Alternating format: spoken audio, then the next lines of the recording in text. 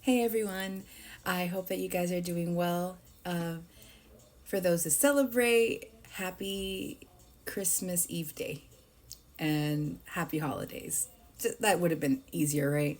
So for this one, I'm going to do an overall reading for Chiron retrograde that Chiron Stations Direct on the 29th of December. For me, on a personal level, it means a lot to me because my mother passed away in 2014, so December 29th was the day that she passed away. And it will mark the 10th year since her passing. And I go, that is very significant because on a personal level, I have my North Node in Aries. And it's been such a year, hasn't it? So what I'm going to do is I'm going to do an overall reading for Chiron's energy and see what wants to come through for the collective. And then I'm going to do separate tiny videos for each of the Aries houses where Chiron has been transiting. So if you're still with me, thank you so much. Let's get into the reading. Okay? Usually I have a channeled song, but I got back from work and I'm tired. So we're just going to do this because I don't know how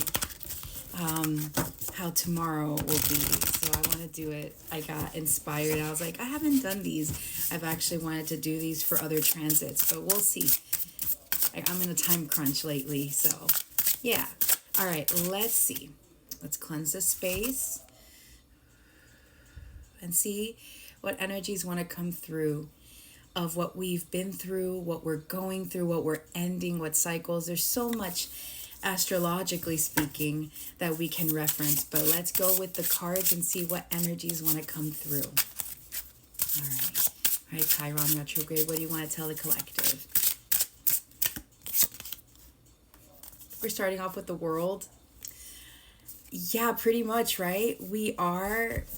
This is very beautiful because the world is the completion of a cycle, okay? We are completing the cycle of this retrograde cycle. We have had to go within about our wounds, our childhood wounds for many of us, whatever your Aries house is in your chart.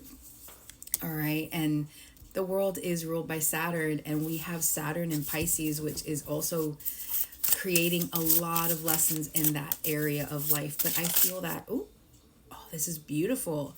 We got here the Ace of Swords. That is clarity and new beginnings. We are ending cycles and we're starting new ones, especially in the realm of communication and how we communicate our what we've been through during this transit, right? What we've been through.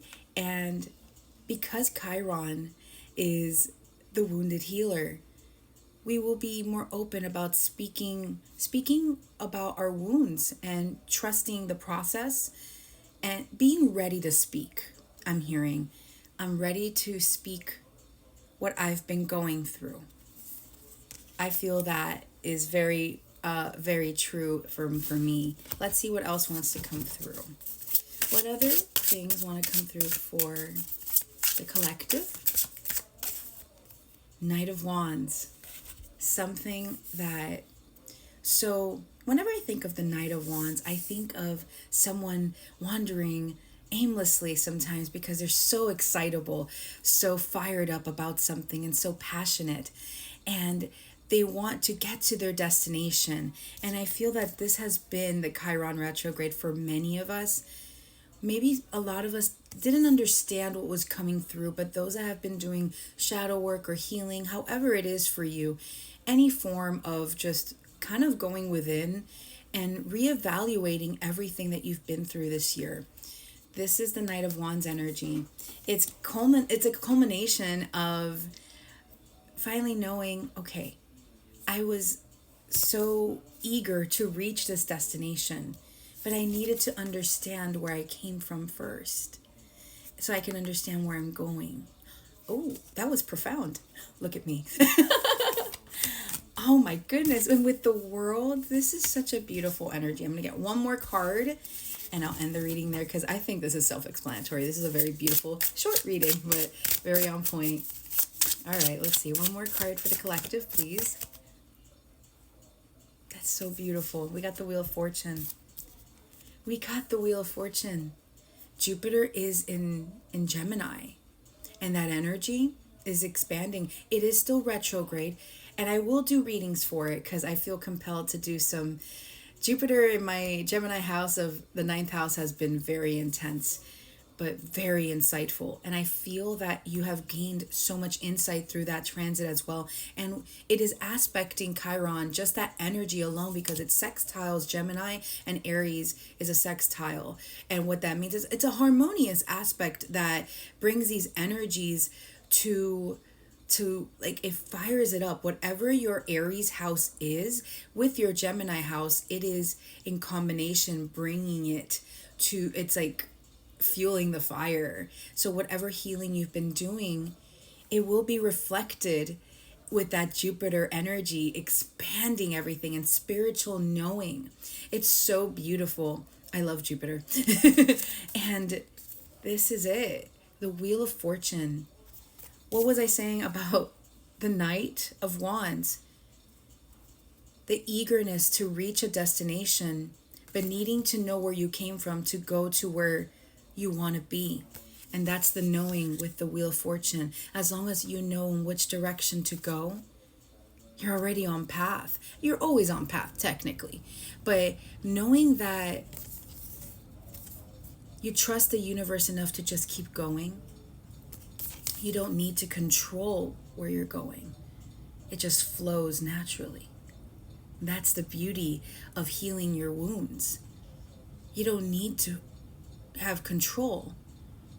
It happens naturally, effortlessly. And that's the flow of life as it should when we're present, right? In the moment. But also, it's a feat in its own, right? It's so much energy. But I feel that with this Ace of Swords, this is brand new beginnings in communication, knowing how to communicate what it is that you want and desire.